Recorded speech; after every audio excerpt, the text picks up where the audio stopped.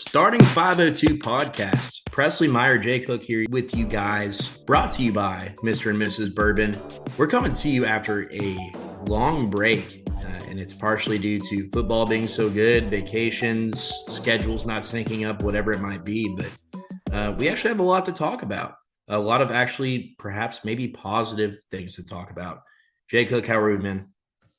I mean, this is the best I've felt talking about Louisville basketball in 2+ years, I'd say. I So was going to say, have you felt feeling this good relatively good. since? Yeah, have you felt this good since like Kenny Payne or since Kenny Payne took over? Probably not, right? Preseason, Kenny Payne got there, super excited, dreamt of all the 5-star McDonald's All-Americans we'd have on this team. And this season happened, and then wasn't so positive. But now, yeah, feeling. I mean, not fully back on board with KP long term, but he's taken some steps that have me maybe a little bit hopeful for a future. A confusing 6 or 7 days for Louisville basketball, right? So you play Coppin State, who's one of the worst teams in the country, and really Louisville didn't look anything. They didn't look special by any means in a home game against Coppin State, and that was November 15th. Quickly head up to New York City, play on November 19th and 20th. Against Texas and Indiana. I got to say, man, it was just a weird, like just a 180 in so many different areas and completely out of left field. If you could pinpoint it, maybe one or two areas, what would you think stands out the most about what changed for Louisville between Coppin State and a heartbreaking loss to number 19 Texas? I mean, I think it's got to be effort. I mean, just so abundantly clear that the effort for some reason was just 10x when it came to New York. I don't know if it's just excited to play in front of a big crowd, Madison Square Garden, on ESPN, what it is. But I mean, the effort was just insanely high from the jump. I mean, I went into the game. We were playing Texas. We had to go down to Nashville after the game or whatever. And I was like, hey, babe, sorry. We got to turn the Louisville game on. And I was like, oh, whatever. Just beat a really bad Coppin State team by 20 after Virginia Tech beat them by like 50. So had really no confidence whatsoever, and then just came out and looked competitive. And we've done that a little bit last year where we'd start a game playing against, I don't know, we'll say Virginia Tech or Virginia, and we look competitive for the first 10 minutes. Then we slowly trickle down by 10, down by 15, and then lose by 25. But I mean, geez, we didn't. Effort was there fully and actually started to look like a cohesive unit. It's kind of random. I was taking a look at the AP Top 25 that came out Monday before Texas lost to UConn. And I don't know if it's because it was a national TV game and kind of a quasi-championship game in that tournament, but Texas moved up 4 spots after beating Louisville. So I don't know if Louisville's name still holds that much weight. If I were a voter and I saw that Texas had to win on a buzzer beater against Louisville, I'm not sure that I would have moved them up 4 spots in the AP That should Top have been down 25. 4. But Texas did, and all this is to say, Texas went on to play pretty well against UConn. I mean, UConn's, obviously defending national champions, still hasn't lost this year, probably the prohibitive favorite to go on to win the national title this season. And Texas was down by 13 at the half, but went on to make it a more than respectable game, winning 38-35 in the second half. Pretty close competitive game there in Madison Square Garden. So this is a Texas team that has a lot of really solid pieces.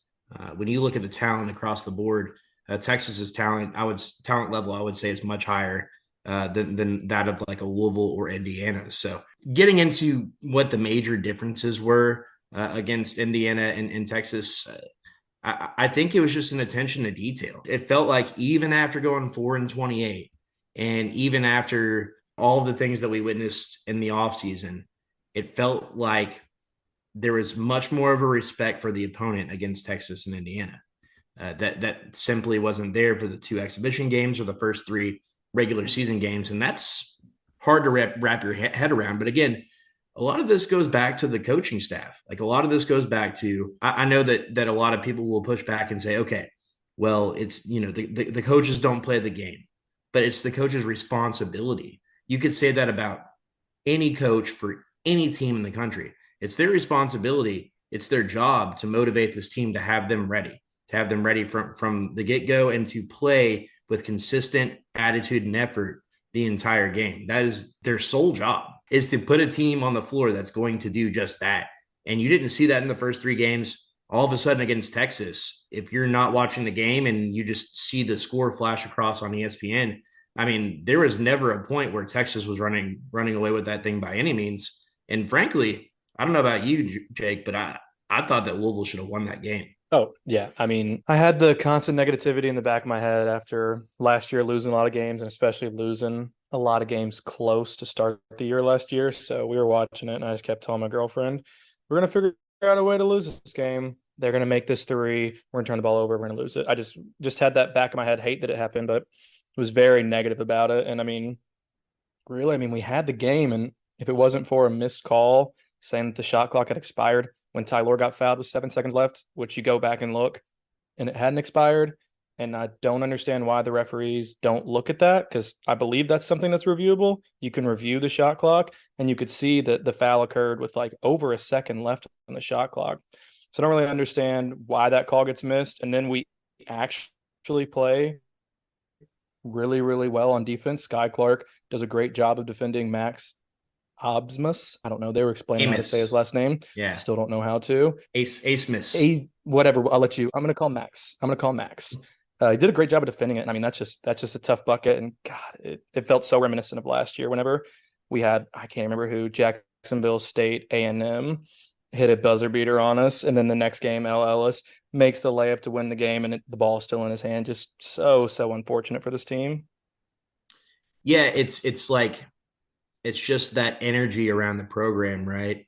Where even when you are playing a game, you are playing really well, the bounces just don't go your way. But I mean, you have to give Texas credit in the sense that they have a bunch of guys that had been there before. Their center was a problem for Louisville and was a problem in general at Virginia. And Max Abmas, he's the leading scorer in college basketball. Max Abmas is a real deal bucket getter. He has legitimate NCAA tournament experience. He's a guy that when I saw he hit the transfer portal, that was probably one of the top 3 guys that I wanted Louisville to go after in the offseason. So he's the type of guy that you want to get. And him hitting that shot, a contestant shot when Louisville gave Texas nothing. Him hitting that shot is exactly why Texas brought him in. You can't fault Louisville in that capacity. I mean, really, Louisville did pretty much everything that they could to win that game. And that's the first time in the Kenny Payne era you could really say that, right? Where it seemed like they weren't shooting themselves in the foot. They weren't doing the silly little dumb things like stepping out of bounds, turning the ball over a crazy amount. It just got to the point where there were some pretty questionable calls on a couple of Louisville's big men down the stretch of the game. They had to go without a big, and Texas kept missing free throws or missing shots, getting their own offensive rebound. And ultimately, that was really the difference in the game. Louisville went to the line quite a bit, made free throws at a high clip. The ball ultimately did not bounce their way on the last 2 or 3 plays, even though it seemed like the execution was there. And to go from that team that played probably the sloppiest, most just gross, ugly game you've ever seen against probably the worst team in the country in Coppin State, to a team that's taking a top 15, 20 team in the country to the wire and probably should have won. For all the bad things that we've said about Kenny Payne, about the coaching staff, about the state of the program, absolutely give Kenny his flowers there. I mean, they had the team ready. Frankly, they should have won. And then you get into the IU game. Did you feel kind of the same level of intensity and the same level of focus as you saw against Texas? Or do you think there's a bit of a drop off? Did they do a good job, I guess, of getting things turned around going into the second day? Yeah, I think the effort was there. Again, the execution was certainly not, especially early on in that game. And that game was a clunker. It was ugly early on. We were lucky to be down by 5 at halftime. I mean, IU could not buy a bucket. And honestly, their offense looks really bad. It kind of looks like what we saw in those first few games where it's ball screen, doesn't work. Handoff, doesn't work. Shit, there's 6 seconds left in the shot clock. Throw it to a guard that's posting up, fade away. Bad shot. And I mean, it up until like 14, 12 minutes left in the second half. I mean, the effort was there, so that's why we were in that game, but the execution looked like what we had seen the last year and a half now. But then all of a sudden we decided to go 3 freshmen: Ty-Laur, Caleb Glenn, Curtis Williams. I think it was Sky Clark and Brandon Huntley-Hatfield, and they just go on a run out of nowhere, 21-3 run. I think the biggest difference there was just ball movement. IU could not guard a ball screen, especially when Ty-Laur Johnson was on the ball, and he was distributing to open shooters, cutters, everything. And that's the best our offense has looked in 2 years. Let's talk a little bit about Ty-Laur Johnson. I mean, this is a guy, in my opinion, he should be a starter for Louisville. Like, if there's negatives to Ty-Laur's game, I think that you have to play through those, even if it costs you a little bit on the front end. I mean, for God's sake, you're 2-3 on the season and have a loss to a D2 team in an exhibition game. I mean, now's not the time to start going conservative and not playing Ty-Laur because he brings a couple of negative aspects to the game. You know, you're playing Brandon Huntley-Hatfield, a guy who rarely gets the ball in his hands and doesn't look like, you know, super polished on offense, but you got to play a guy like that because, you know, he's snagging every board that comes his direction. And I think it's the same way with Ty-Laur Johnson. You know, you take the bad with the good that he brings. I think that Ty-Laur is the only legitimate true point guard on this team. You know, I know last year everybody said, okay, well, L. Ellis is a true point guard. He's going to prove it. He came in. I mean, the fact of the matter was L was not a true point guard. He's not a pass first guy in any way, shape, or form. And I think it's the same way this year with Sky Clark, minus the attitude and the taking the shots at fans on social media all the time and the insistence that he's a point guard. Sky Clark is much the same as L. Ellis. He's a score first type of guy. I'm not sure that that's who you want with the ball in his hands all the time. You have other guys on this team that depend on somebody getting in the lane, somebody distributing, somebody shaking things up, getting the defense on their heels.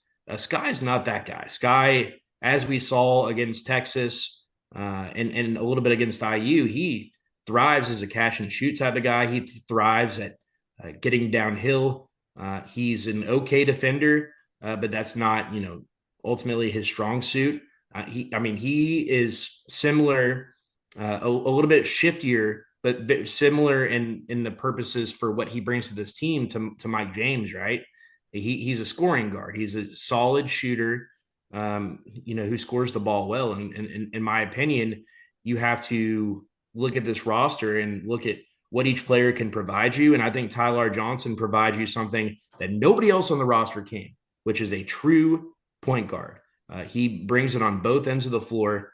He's an excellent ball handler, excellent distributor, pass first mindset, creates for all the guys around him.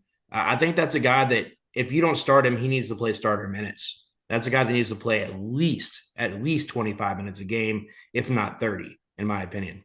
I think you're right. I think Sky's a little bit more of a point guard than L was last year. I mean, L was truly an undersized two, forced to play point guard in a system that had no one else to get to the rim. So that's why he kind of struggled, looked so poor last year, and that's kind of why he looks so much better in Arkansas' system. So I think Sky's a little bit more point guard, but you're right. I mean, Ty-Laur is that true facilitator, playmaker that this team needs. And I think you're going to have to take the good with the bad with them.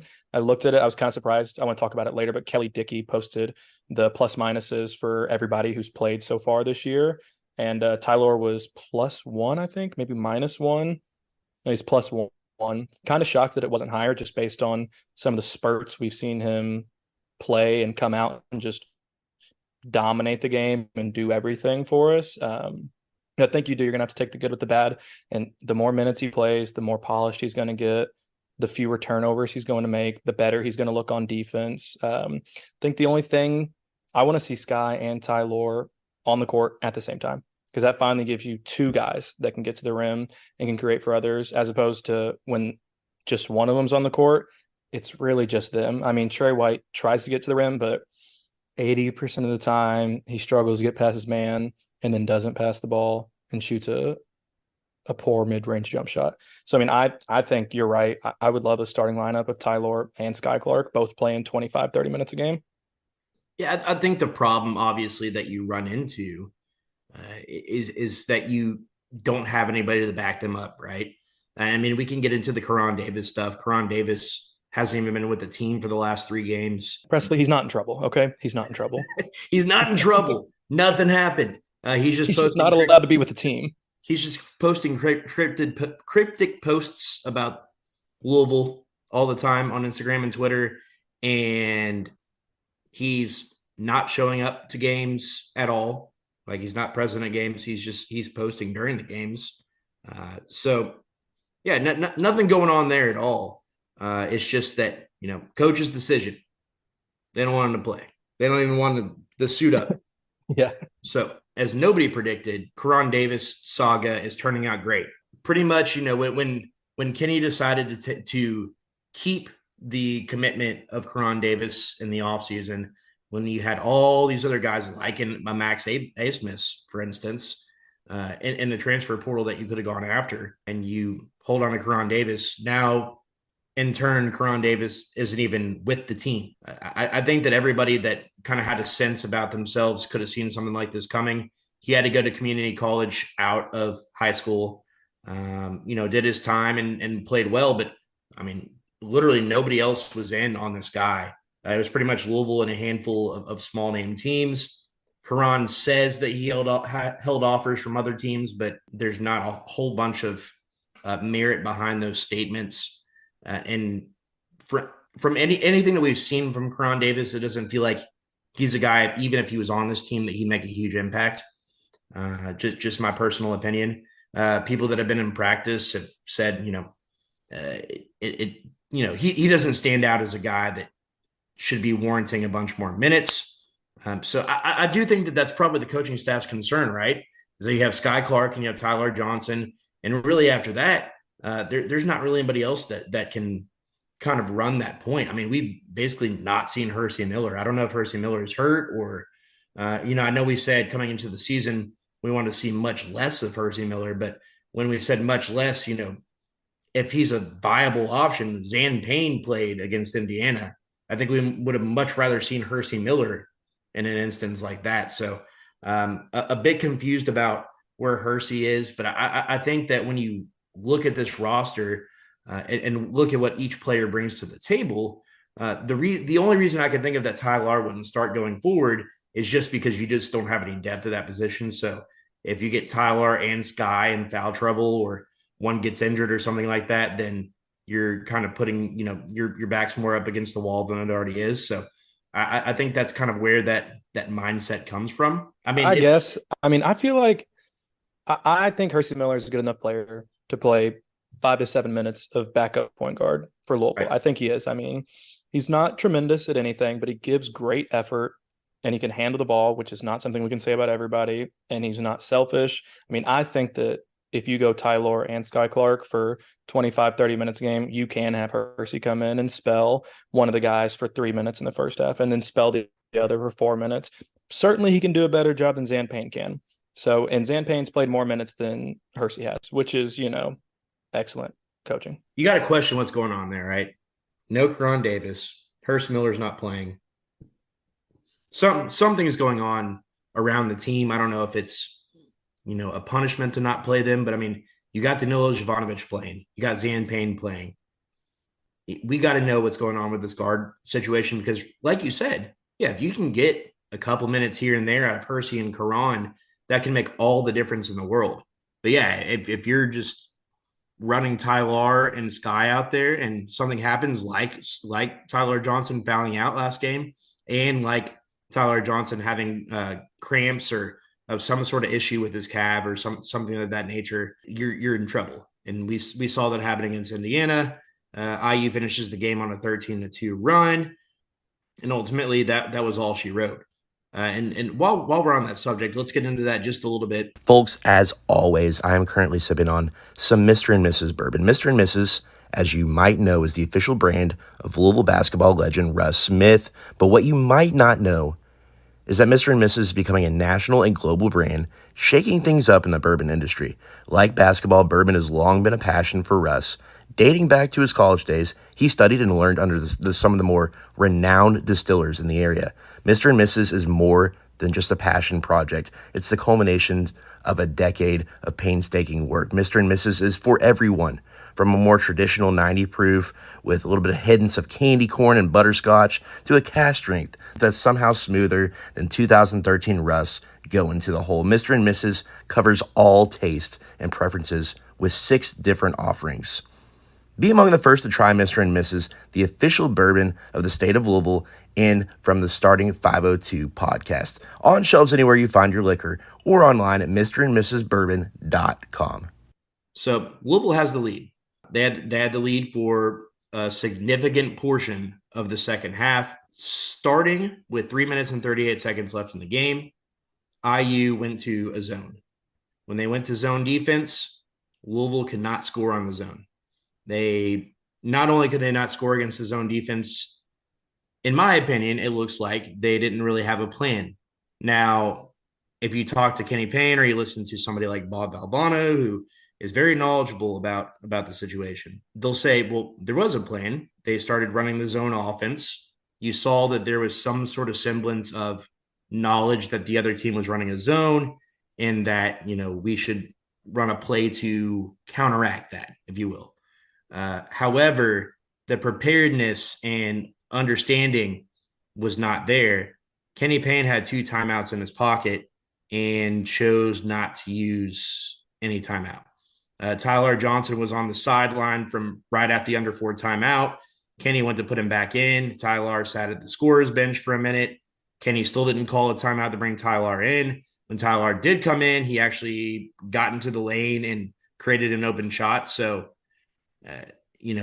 that's maybe he's the guy that would be the zone buster, but at some point you have to call into question Kenny's ability to make adjustments in game.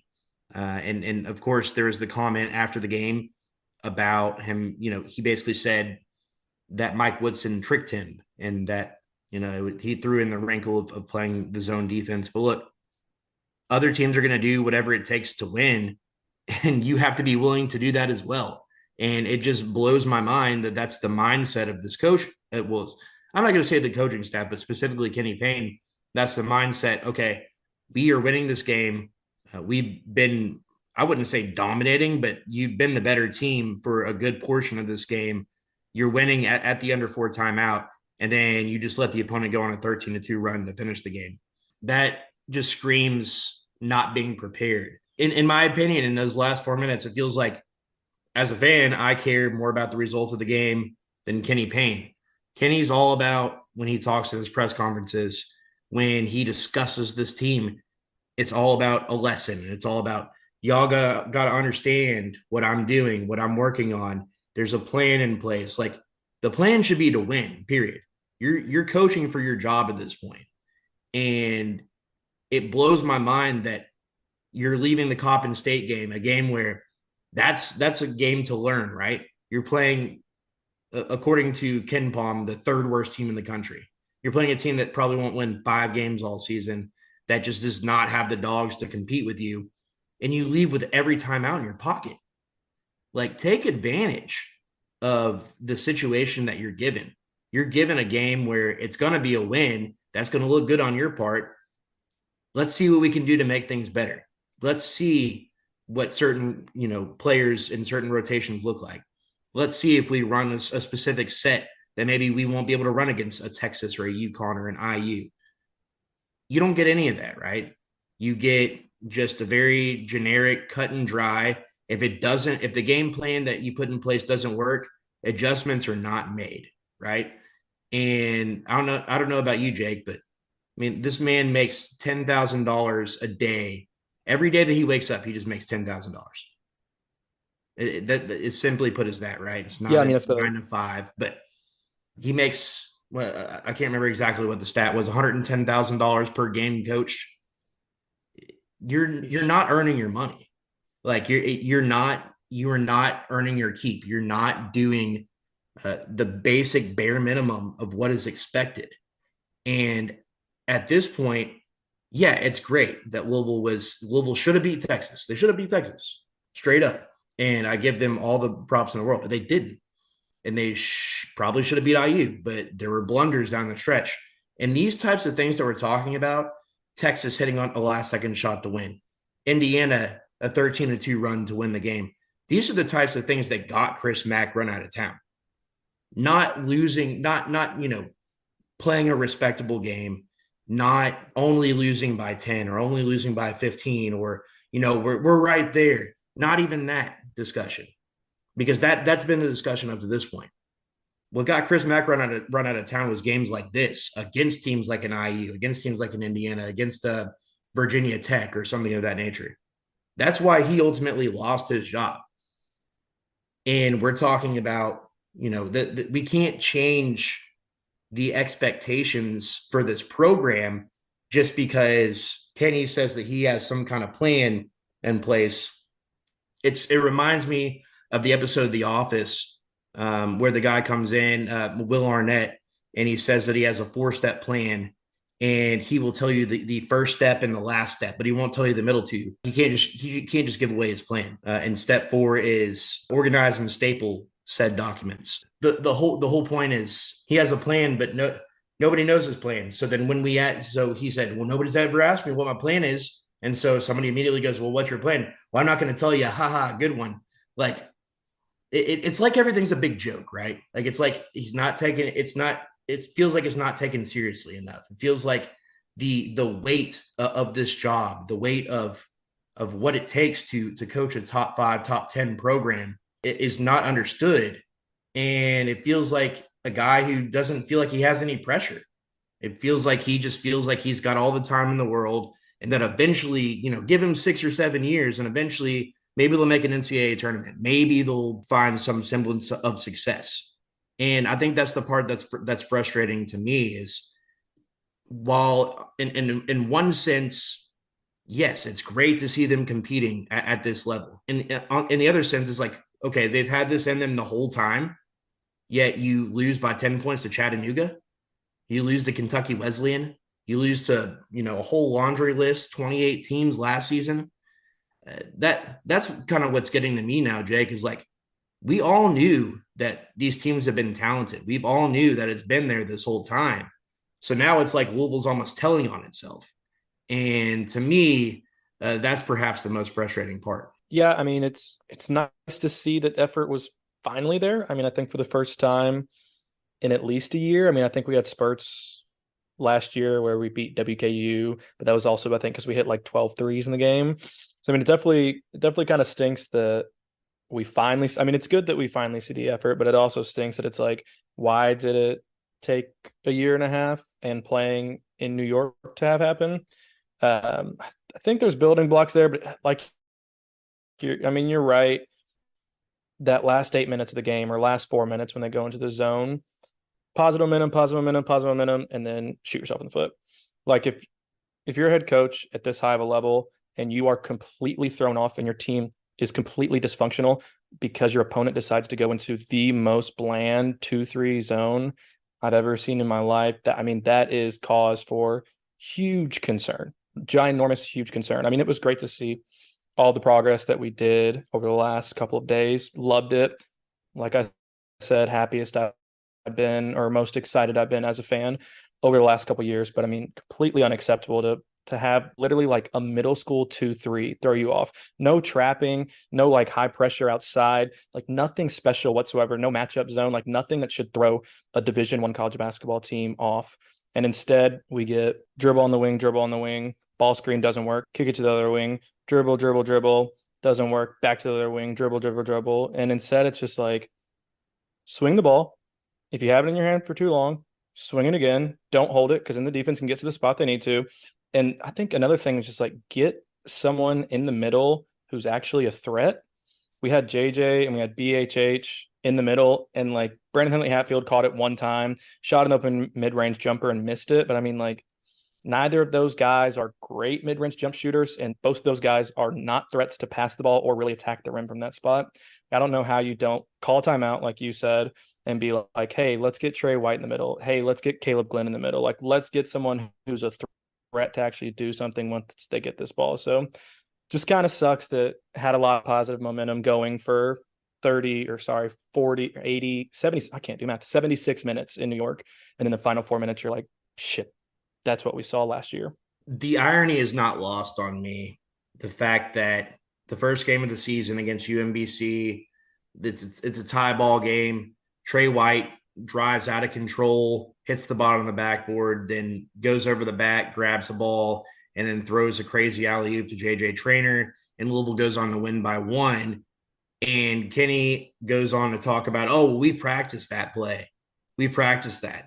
And then, the video coordinators, I mean, God love them. I feel bad for Corey and the guys involved in the video team, but they go out and they, get tape, which was not actual. They made it kind of look like it might have been security footage, but it's just they just pulled film from practice. Every practice is filmed. They pull film and then try to, dunk on a local radio person who, the reality is you don't practice that play. You don't tell your guy to go over the back and foul somebody and then throw an alley-oop. You don't tell a guy to throw it off the backboard with 15 seconds left with the shot clock off. The irony is not lost on me that Kenny brags about, okay, we practiced that play. But he says, oh, we weren't expecting a 2-3 zone. That really threw us off.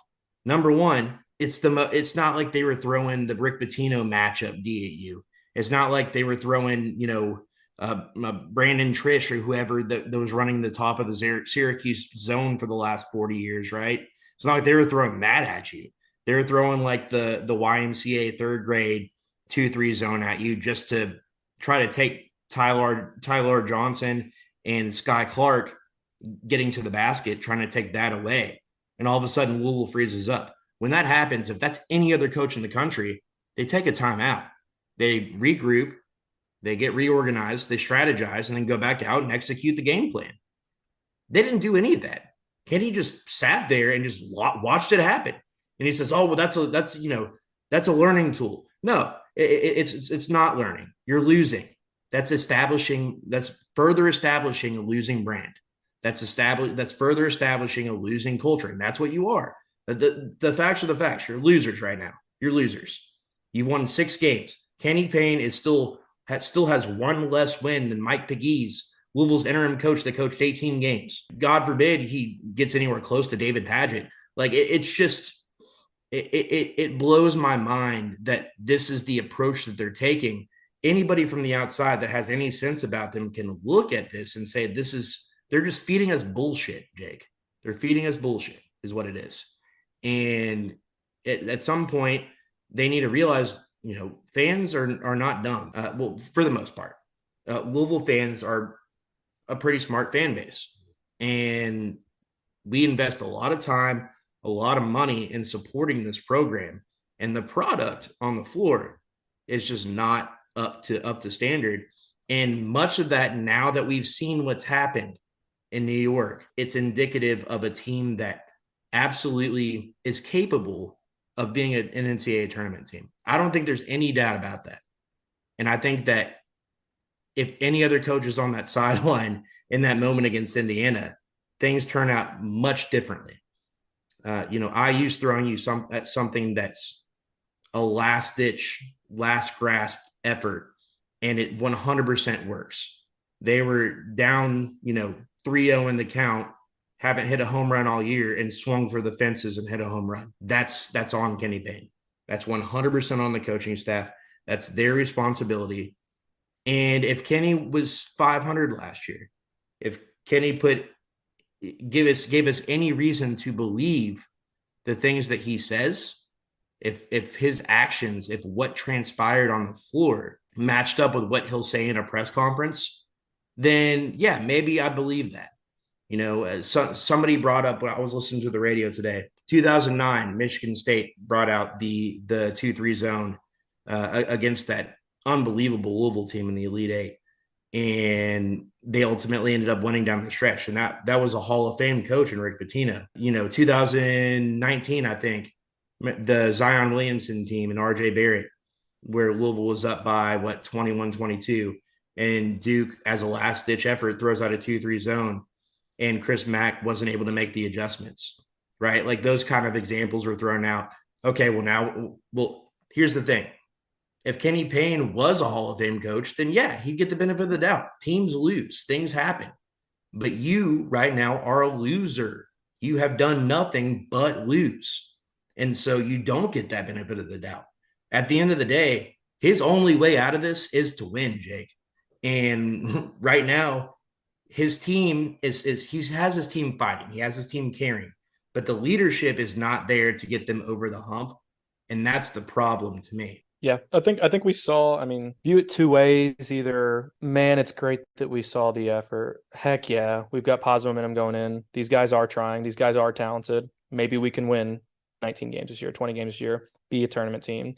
Then you can also look at it and be like, wait, this is the talent that we had the whole entire time, and it just took us going to New York to put it on display, give full effort. So I mean, it's definitely frustrating, really frustrating at times. And you're right. I mean, this team, this coaching staff hasn't really given us anything to give them the benefit of the doubt, but I'm trying to stay positive. I'm trying to look at Caleb Glenn playing better, Sky Clark hitting his shots, BHH finally giving effort. I'm trying to look at those things and hope that those things continue as we go and play Pepperdine, DePaul, all the teams, New Mexico State, all the teams we have remaining in the non-con. So hoping that this was not an anomaly and that maybe this team has found something and this could be the start of progress, I hope.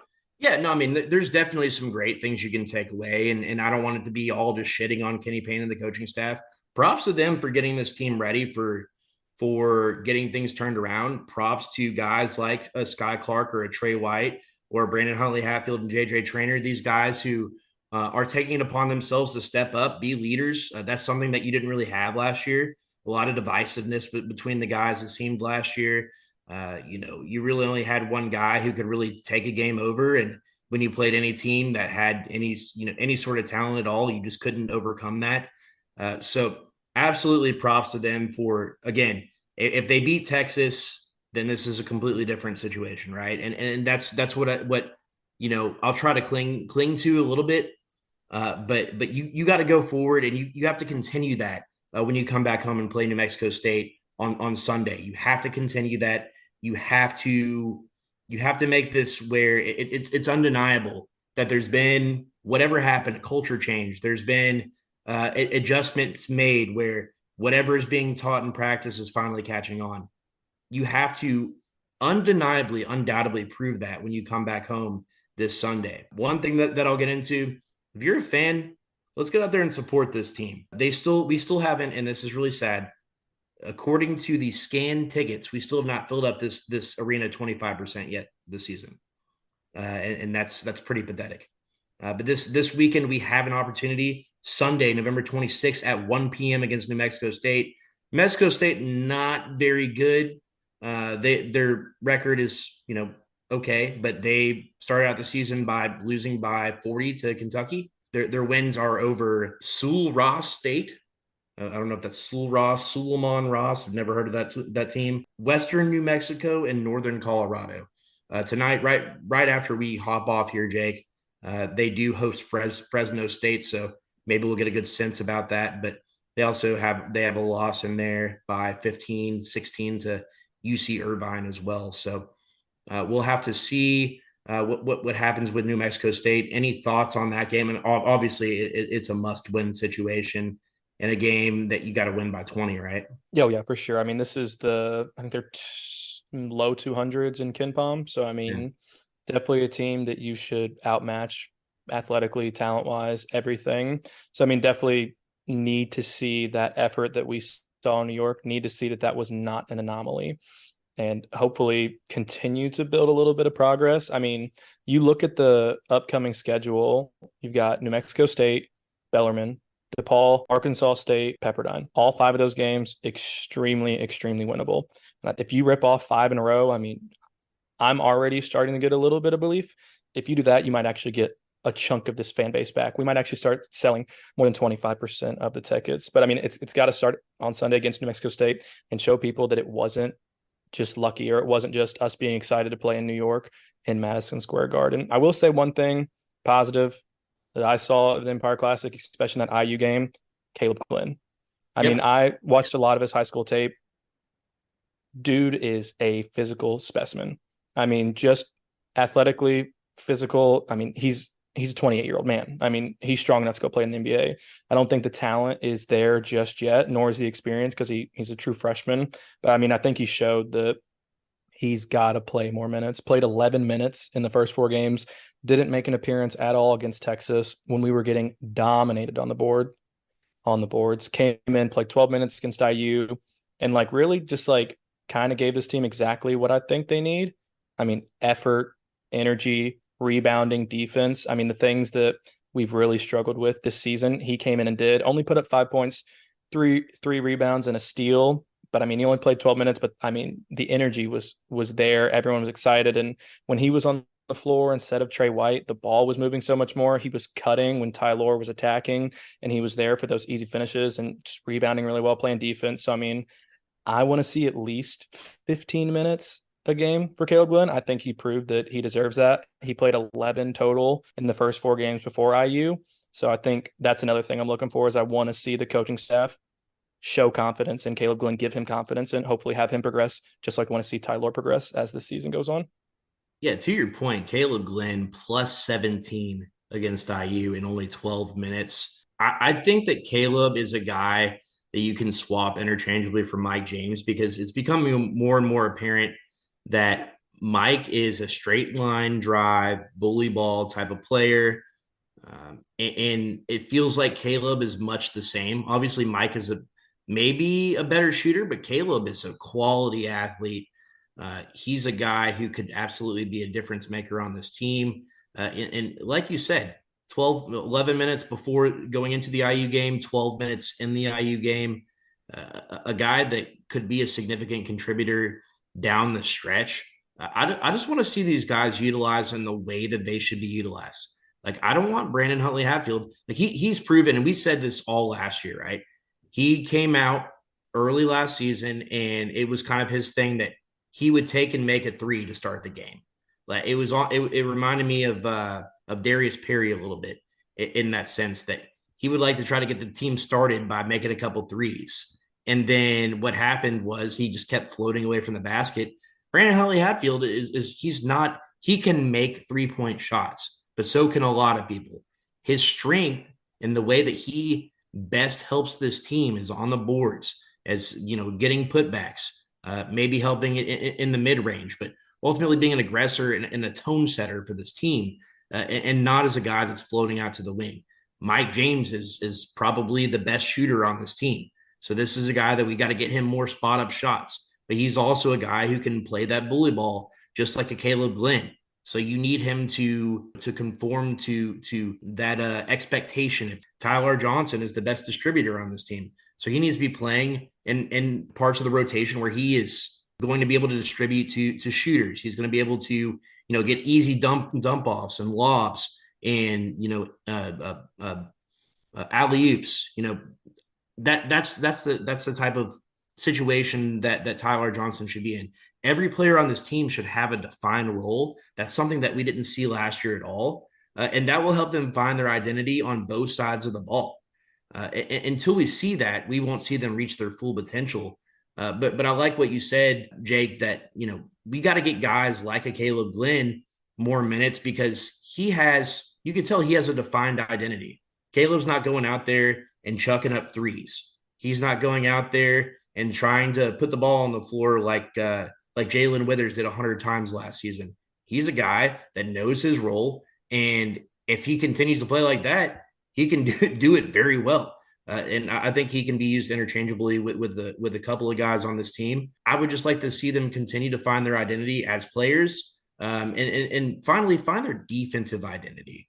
They were much improved on defense, but I think that we'd be singing a different tune if Texas hits maybe 3 or 4 more 3s as opposed to just 1 or 2 3s all game.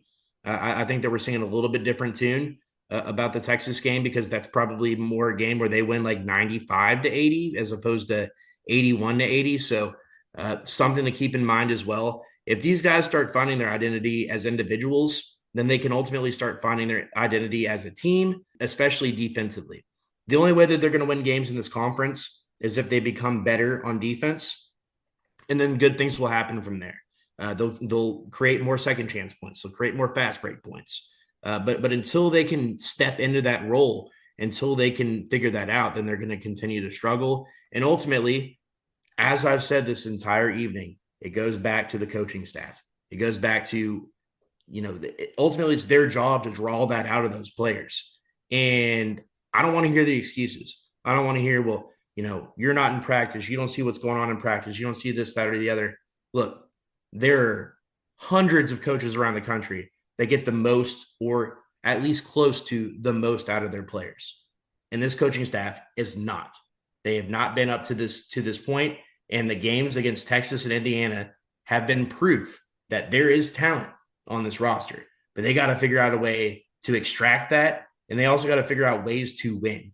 They'll have opportunities to do that, starting with New Mexico State on Sunday. Jake, any final comments before we get out of here? No, I mean, I think we touched on a lot of stuff. I think the only guy we didn't talk about, this is negative, but Dennis looked outmatched, honestly, just looked outmatched, and was kind of my fear coming into this season, is that he's more of a project than his top 20 5-star, high 4-star ranking might have alluded to. I think he does have a lot of potential against, IU and Texas. He's still so slow on defense, and he's so easy to move or get out of position. Like, a guy can shake him so easily, or a guy can just bump him a little bit, and all of a sudden he's out of position, not able to help out on defense or not able to get that rebound. So hated seeing that. There were a lot of positives, obviously, but Dennis, 20 minutes, just 2 points in 20 minutes in the Empire Classic. So, definitely hope to see a little bit more, but kind of fearful that as this season goes on, he might be effective against New Mexico State, Pepperdine, teams like that. But when we get into the ACC, he might struggle a decent amount. But like I said, the project player, I think in a year, 2 years, he can really be a really solid player once he gets a better foundation, a little bit more strength, and a little bit more basketball IQ. But overall, my mindset, my outlook has improved. I'm still not, let's keep Kenny Payne for 5 more years. But if I had to get it 1 to 10 before the Empire Classic, I was at a 0.5 when it comes to my optimism for this team. And now I'm at a 2. So we can slowly grow this. And it starts with, like you said, New Mexico State and the 4 other games that we have in this non-con before we go play Kentucky. So it's nice to actually have a little bit of positivity, and nice to actually be kind of excited for this game on Sunday. And I'll be at it. $2 to get in this game. You should come and watch. There you go. It doesn't get much better than that. Dennis Evans, to your point, Jake, he is yet to adjust to the physicality of college ball. I think a lot of that is to do with his inexperience. He played mostly just high school ball, not a lot of AAU. He's just a different character as it is. He's a little bit different than the rest of the identity of this team. So it might take him a little bit longer to assimilate.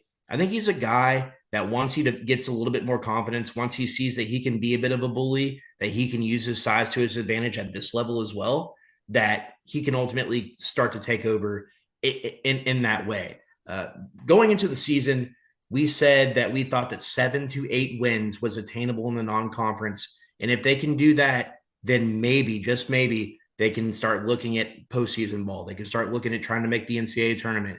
You can start looking at this ACC schedule and try to piece together where you find those wins and continue to gain momentum. This is the stretch where Louisville has to gain momentum. They have to win the next 5 games, and then, we'll see what happens against Kentucky, but most likely they'll be favored in the next 5 games. If they win those games, then lose to Kentucky, you end up 7-4 in the non-conference. And we said from the very beginning, Louisville's probably they have 3 games they're probably going to lose no matter what in the non-conference. And we thought it would probably be Texas, Indiana, and Kentucky, and then they'd probably drop a clunker, and that happened to be Chattanooga. If they can go on and win these next 4 to 5 games, the road game at DePaul, you never know, but DePaul just flat out stinks so far this year. So absolutely an opportunity there. If they can go on and do that, if they can beat Bellarmine, if they can, make improvements on some of the stuff they didn't have last season, then, there's a lot of potential there on this team. But they got to do it. They got to make it happen. And if not, it's going to be a long, long season, Jake.